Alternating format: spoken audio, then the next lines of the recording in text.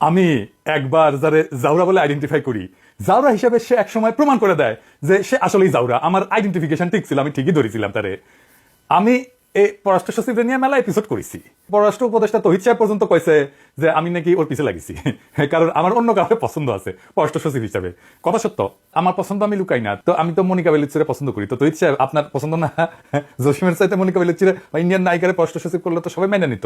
এটা করেনি, সহজ জিনিস বুঝেন না গায়ে। তাই জসিম কেন তার জাউরাপতির প্রতি সম্মান দেখাইছে সেটা এনার দেখি।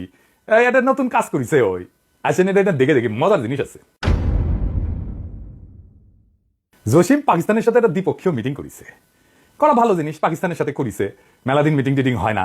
সে দ্বিপক্ষীয় মিটিং এ কি করেছে, সে আওয়ামী বয়ান তুলে ধরেছে। পাকিস্তান নিয়ে আওয়ামী বয়ান কি ছিল, মানে যে সিপি গ্যাং এর গর্দব গুলো, আওয়ামী লীগের গুলো কি করতো, কি বলতো, আমি বামেরা কি বলতো, এক নম্বর বলতো পাকিস্তানকে 1971-এর গণহত্যার জন্য ক্ষমা চাইতে হবে। দুই নম্বর কি কইতো, পাকিস্তানের কাছে 1971-এ বাংলাদেশে অনেক পাওনা আছে, সেগুলো ফেরত দিতে হবে। তিন নম্বর, আইসকা পড়া পাকিস্তানিদের ফেরত নিতে হবে। এই তো, অন্য কিছু কইতো, এগুলোই তো।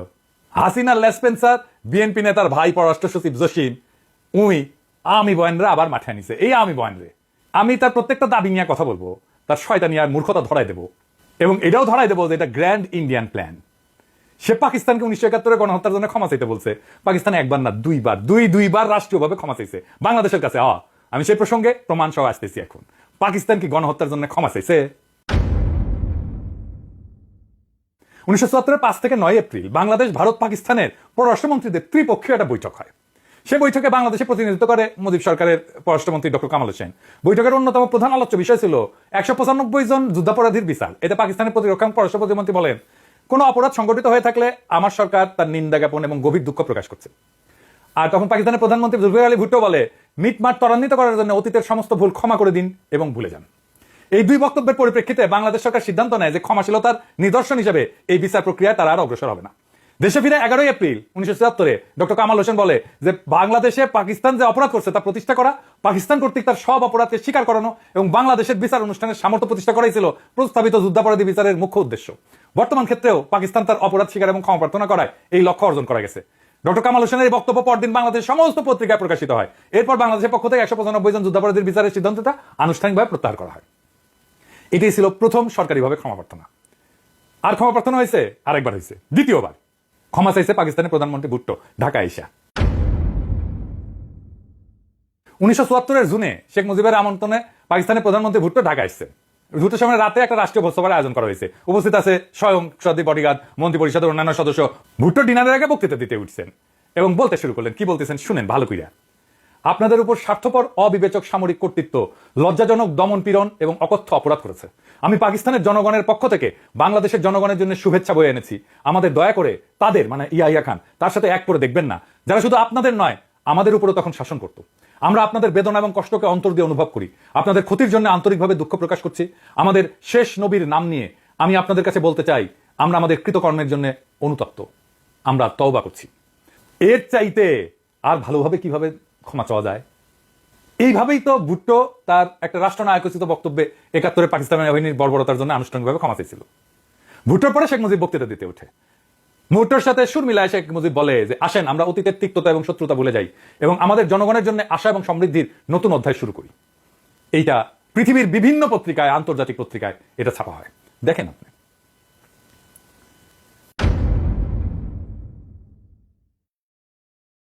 জসিম আবার ক্ষমা প্রার্থনা করতে বলে কেন?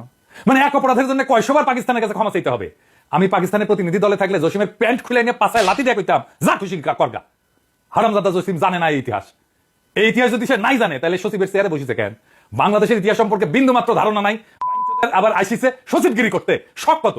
আবার এরা যখন সরানোর কথা কওয়া হয় তখন পিঠ বাঁচাতে চলে আসে তহিদ সাহেব। তহিদ সাহেবের ধরিচ্ছি নারায়ণ। পাকিস্তান কিন্তু তার ভাষ্যে এইসব কিছু উল্লেখ করে নাই, পাত্তাই দেয় নাই কি কইছে। কিন্তু পাকিস্তানের সাথে একটা ভালো কূটনৈতিক সম্পর্ক করার যে সুযোগ আমরা পাইছিলাম সেটা আমরা বাড়ায় দিলাম, এবং এটা জসিম ইচ্ছা করে করছে, করছে ইচ্ছা করে, হারামজাদা। তারপরে আসেন পাওনা টাকার ইস্যু নিয়ে। টাকা নাকি পায়, এটা নিয়ে কি বুঝে দেখি। এই পাওনা টাকার বিষয়টা 2016 সালে হাসিনা সরকারের ইস্যু। ওইখান থেকে কপি পেস্ট করেছে, দেখেন জনকণ্ঠের পত্রিকা। হাসিনা সরকারের ইস্যু, হাসিনার জনপ্রশাসন পদক পাওয়া হাসিনার পাঁচাটা, প্রফেসর ইউনুসের সচিব, বিএনপি নেতার ছোট ভাই, বিএনপির রিকমেন্ডেশনে হওয়া পররাষ্ট্র সচিব, এটা ফলো আপ করছে। আর দেখেন ইন্ডিয়ান মিডিয়াতে কি উল্লাস, দেখেন সাহেব, আরো দেখান, আরো দেখান, দেখেছেন দেখেছেন। তো বিষয়টা কি, পাওনা টাকার বিষয়টা কি, আরেকটু বিস্তারিত দেখি। 1970 সালে ভোলা ঘূর্ণিঝড়ের পর তৎকালীন পূর্ব পাকিস্তানে পাঠানো $200 মিলিয়ন বৈদেশিক সহায়তা এটার মধ্যে আছে আর কি, এই টাকা চাওয়ার মধ্যে আছে। রেডি সাহেব পাইজি মেলা দিন পর এক মাল পেয়েছি, এক গাধা ছিল সর্দির বডিগার্ড, 3 লক্ষকে 3 মিলিয়ন পেয়েছিল, আর এক গাধা টু দি পাওয়ার ইনফিনিটি পাইছি। দেখান মালের ছবি দেখান, আর তার পিছনে গাধার দেখ দেন এই হারামজাদা $200 মিলিয়ন সাহায্য এসেছিল তখন। হ্যাঁ, এই সাইক্লোনের টাইমে এটা কি তোর সর্দির বডিগার্ড হয়ে গেছে? আলাই মোট সাহায্য এসেছিল 30 নভেম্বর পর্যন্ত $24 মিলিয়ন। দেখেন নিউ ইয়র্কের টাইমসের নিউজটা দেখান রিতা সাহেব, আলাদা করে হিসাব আছে কই থেকে সব মিলায় কত এসেছিল। সব মিলায় এসেছিল $64.7 মিলিয়ন। হারামজাদা তুই কোনটি পাইছো $200 মিলিয়ন? পাকিস্তানের টিম নিয়ে ভদ্রলোক, আমি ওই টিমের টিম লিডার হইলে কইতাম এই $200 মিলিয়ন হিসাবটা দেখি তো দেন তো, মুখে জামা ঘষে দিতাম একেবারে। পাকিস্তানি গলে বেকুব আছে, মারা খাইতে খাইতে এদের সেন্সেশন নাই হয়ে গেছে। ওই কি 1971 ইন্ডিয়া লুট করে নিয়ে যাওয়া $2.2 বিলিয়ন ইন্ডিয়ার কাছে ফেরত যেতে পারবে? ইন্ডিয়া কি লুট করেছিল আসেন দেখি। 12 মার্চ ইন্ডিয়ান বাহিনী চলে যাচ্ছে, সর্দির বডিগার্ড এটা বক্তৃতা মানিক ছুটি, হ্যাঁ এটা বিদায় কুচকাওয়াজ হচ্ছে। হ্যাঁ 12 থেকে 15 মার্চের মধ্যে ওরা সব চলে যায় আর কি। তো এই শুভেচ্ছা বাণীতে সর্দির বডিগার্ড ওই ইন্ডিয়ান সেনাবাহিনীকে উদ্দেশ্য করে কইতেছে, আমাদের মহাসংকটের সময় আপনাদের প্রসারিত সাহায্যকে আমরা সর্বদা গভীর কৃতজ্ঞতার সাথে স্মরণ করব। ইচ্ছা থাকলেও বাংলাদেশের জনগণ তাদের আতিথেয়তার হস্ত আপনাদের দিকে প্রসারিত করতে পারেনি, কারণ পাকিস্তানি সেনাবাহিনীর ধ্বংসযজ্ঞের কারণে তাদের মানে বাংলাদেশিদের আর কিছু অবশিষ্ট নাই। কিন্তু আপনাদের প্রতি তাদের রয়েছে অকৃত্রিম ভালোবাসা। আমার অনুরোধ, আপনারা বাংলাদেশের জনগণের ভালোবাসা সাথে করে নিয়ে যান। তো ভালোবাসা তো নিতে কইছে, তো ভারতীয় বাহিনী ফিরে যাওয়ার সময় ভালোবাসার সাথে লুটপাট করে বিপুল সম্পদ নিয়ে যায়। কিছু শিখ অফিসার তাদের অধীনস্থ সেনারা যশোর, কুমিল্লা, ঢাকা, চট্টগ্রাম ক্যান্টনমেন্ট এবং খুলনা শিল্পাঞ্চলে লুটপাট শুরু করে। সেই সময় ভারতীয় বাহিনী সদ্য স্বাধীন দেশে সর্বব্যাপী নজিরবিহীন লুটপাট চালায়, তা বিদেশিদেরকেও বিবল করে। গার্ডিয়ানের রিপোর্টে বলা হয় মিল ফ্যাক্টরি মেশিনারি পর্যন্ত চুরি করে নিয়ে যায় ভারতীয় সেনারা। পাকিস্তানি বাহিনী ফেলে যাওয়া অস্ত্র ছাড়াও খাদ্যশস্য, পাট, সুতা, যানবাহন, এমনকি সমুদ্রগামী জাহাজের যন্ত্রাংশ পর্যন্ত লুট করে দেয়। এই লুটের সম্পদের পরিমাণ ছিল সব মিলায় সেই সময় হিসাবে $2.2 বিলিয়ন। পাকিস্তানি বাহিনী তো আত্মসমর্পণ করলো। আত্মসমর্পণ করে ভারতীয় বাহিনী পাকিস্তানের অন্তত 4টা ডিভিশনের অস্ত্রশস্ত্র, ভারী কামান, গোলা বারুদ, যানবাহন, অন্যান্য সরঞ্জাম ইন্ডিয়া নিয়ে যায়। বাংলাদেশ সেনাবাহিনী প্রতিবাদ করলে টোকেন হিসেবে অল্প কিছু পুরানো অস্ত্র ফেরত দেওয়া চলে না, ফুটায় না গুলি। এই ভারতীয় বাহিনী এতই নির্লজ্জ ছিল যে এত কিছু নিয়ে যাওয়ার পরেও ব্রিগেডিয়ার র্যাঙ্কের এক অফিসার ঢাকা ক্যান্টনমেন্ট থেকে ফ্রিজ, আসবাবপত্র, ক্রোকারিজ ট্রাক ভর্তি করে ভারতে পাচার করে। একজনকে ভারতীয় বাহিনী এই লুটের অপরাধে কোর্ট মার্শাল পর্যন্ত করে, তার নাম ব্রিগেডিয়ার মিশ্র। ওই সুনীল গঙ্গোপাধ্যায় ছিল না, তার পূর্ব পশ্চিমে একটা উপন্যাস ছিল, উডি লিখেছে, সুনীল গঙ্গোপাধ্যায় লিখেছে। ঢাকায় এত সব বিদেশি জিনিস পাওয়া যায়, এসব তো আগে দেখেনি ভারতীয়রা। Refrigerator, TV, twin one, carpet, টিনের খাবার, এইসব ভর্তি হতে লাগলো ভারতীয় সৈন্যদের ট্রাকে। এবং এই যে পাকিস্তানি বাহিনী পরিত্যক্ত কয়েক হাজার সামরিক, বেসামরিক যান, অস্ত্র, গোলা বারুদ সহ অনেক মূল্যবান জিনিস, এমনকি প্রাইভেট কার পর্যন্ত সীমান্তের উপরে পাঠিয়ে দেওয়া হয়। এই লুণ্ঠন এত বেপরোয়া নির্লজ্জ ছিল যে বাথরুমের আয়না, ফিটিংস সেই লুণ্ঠন থেকে রেহাই পায়নি। নবম সেক্টরের অধিনায়ক মেজর জলিল তখন খুলনায়, ওই খুলনা দিয়ে নিয়ে যাচ্ছিল সবকিছু। তিনি প্রাইভেট কার এবং যা যা পাইছেন রিকুইজিশন করে সার্কিট হাউসে রাখছেন মুক্তিযোদ্ধাদের তত্ত্বাবধানে। কিছু সম্পদ রক্ষার চেষ্টা করছেন। এইভাবেই ভারতীয় বাহিনীর লুটপাটের বিরুদ্ধে বীর সেক্টর কমান্ডার জনগণকে সাথে নিয়ে সক্রিয় প্রতিরোধ গড়ে তুলছিলেন। ফলো পাইছেন 31শে ডিসেম্বর ভারতীয় বাহিনীর হাতে বন্দী হন, গুম করে ফেলে তাকে। যশোর সেনা ছাউনির অফিসার্স কোয়ার্টার একটা নির্জন বাড়িতে তাকে আটক রাখা হয়। বাড়িটা ছিল পাকিস্তানি বাহিনীর একটা নির্যাতন সেল। বাড়িটা অন্ধকার ছিল, রুমে মানুষের রক্তের দাগ, এলোমেলো সেরাসুল, কিছু নরকঙ্কাল ছিল, সাথে শকুন এবং শেয়ালের উপস্থিতির মধ্যে খাটে ডিসেম্বরের রাতে আদাসের একটা কম্বল গায়ে দিয়া দেশের প্রথম রাজবন্দী এবং গুম হওয়া সেক্টর কমান্ডার এক বীর মুক্তিযোদ্ধা মেজর জলিল শুনতে পেলেন পাশেই ভারতীয় সেনাদের বর্ষবরণের উল্লাস, নাচের ঘুঙ্গুরের শব্দ, আর সেই সাথে নারী পুরুষের হল্লা। জলিলের সঙ্গে সেদিন ভারতীয় বাহিনী আরো গ্রেপ্তার করে একই সেক্টরের আগরতলা মামলায় অভিযুক্ত নৌবাহিনীর প্রাক্তন লিডেড সিম্যান সুলতান উদ্দিন আহমেদ এবং মোহাম্মদ খুরশিদকে। বাকি 2 জন খালাস পেয়ে যায়, কিন্তু জলিলের কোর্ট মার্শাল হয়। ইন্ডিয়ান সোলজারদের লুটপাটের প্রতিবাদ করতে গিয়ে কোর্ট মার্শাল হয় মেজর জলিলের। এবার বুঝেছেন তো মেজর জলিল কেন জাসদ করে। ভাগ্যের কি নির্মম পরিহাস, সেই সামরিক আদালতের বিচারক ছিলেন আরেক সেক্টর কমান্ডার কর্নেল তাহের। বিচারে কিন্তু মেজর জলিল নির্দোষ প্রমাণিত হয়, কিন্তু মেজর জলিল নিজে থেকে অন্যায় আচরণের প্রতিবাদে সেনাবাহিনী থেকে পদত্যাগ করেন। এইবার লাস্ট ইস্যু, আটকে পড়া পাকিস্তানিদের ইস্যু। বাংলাদেশকে আটকে পড়া পাকিস্তানি আছে না? নাই। 2003 সালে সিদ্ধান্ত নেয় সরকার সবাইকে নাগরিকত্ব দিয়ে দেবে যারা বিহারি সম্প্রদায় আছে। প্রায় সকলে নাগরিকত্ব নিয়ে ফেলছে, পাসপোর্ট করে ফেলছে। বাংলাদেশে যাদের জন্ম হয়েছিল তাদের বয়স 54 বছর হয়ে গেছে, তারাই বুড়া। যাদের জন্ম পাকিস্তানে তার অল্প কিছু মানুষ যারা নাগরিকত্ব হয়তো নেয় নাই, অল্প কিছু আছে, তাদের প্যাডে দেবো এবার জসিম ভাই তোর পোলা মাইয়া তো 5 বছর ইউরোপ আমেরিকা থাকলে নাগরিকত্ব আবেদন করবে লাল ফেলাইতে জিব্বা ব্যাগ করে। যার বয়স 60 সে পাকিস্তানে ফিরে যায়, করবেটা কি? তার কি জীবন নতুন করে শুরু করার উদ্যম আছে? আমি ইনকা ভালসন দিয়া পররাষ্ট্র মন্ত্রণালয় চালাইতেছে, ওর তো পিওন হওয়ার যোগ্যতা নাই, মিনিমাম সেন্সিটিভিটি নাই, এক বিন্দু মানবিকতা নাই, ও বুঝেই না জিনিসটা কি।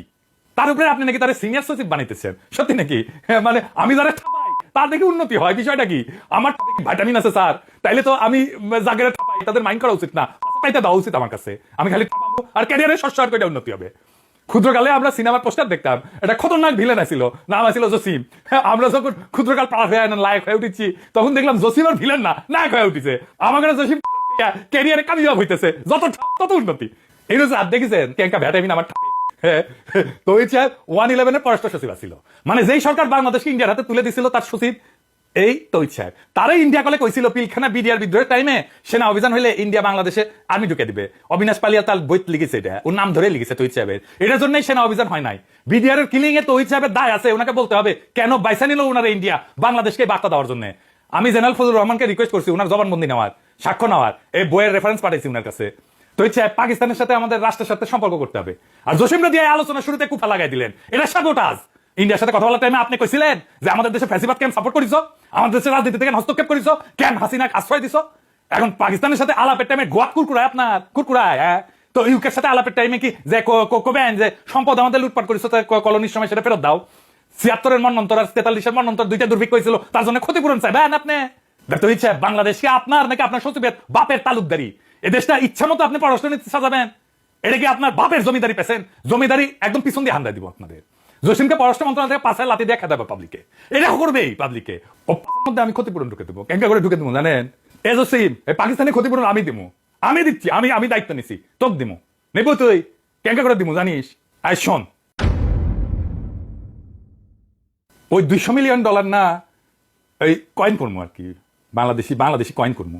ইনকা কয়েন এডিটের সেটা কয়েন শব্দ দেয় না, ঝনঝন করে পড়িচ্ছে, ইনকা করে শব্দ না। ওই কয়েন একটা একটা করে তোর ঢুকে দেবো, নে তুই নিয়ে যা, একবার সে খালাস করে আবার ফিরে আসবো, আবার ঢুকে দেবো, আবার খালাস করে ফিরে আসবো, আবার ঢুকে দেবো। যা, ইন্ডিয়ান লেসপেন্সারি করার জন্য তো পালিচ্ছি, হ্যাঁ আমরা বেতন দিয়া। আর প্রফেসর আপনি যদি ইন্ডিয়ান লেসপেন্সারদের সিনিয়র সচিব বানান, আমি প্রত্যেকটা এপিসোডে কমু আপনি ইন্ডিয়ান লেসপেন্সারদের প্রমোট করছেন। আপনার সরকারের প্রতি আমাদের সমর্থন আনকন্ডিশনাল না, এটা মনে রেখেন স্যার। বিএনপির চাপ, ওয়াকারের চাপ, দ্রুত নির্বাচনের চাপ, এই সব কিছুর সামনে বুক চিতায় দাঁড়াইছি, উদয় না। হ্যাঁ, এই জন্য দাঁড়াই নাই যে আপনি জসিমের মতো ইন্ডিয়ান লেসপেন্সারদের পুরস্কৃত করবেন।